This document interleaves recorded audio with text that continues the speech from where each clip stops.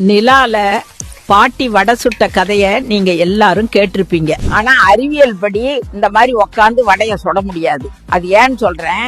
நெருப்பு எரியணும்னா ஆக்சிஜன் தேவைப்படும். நிலால காற்று கிடையாது.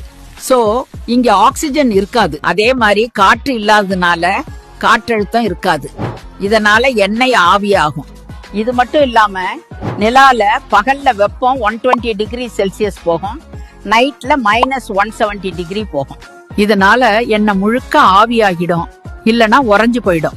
அவ்வளோ ஏன் காற்று இல்லாம நம்ம மூச்சு கூட விட முடியாது.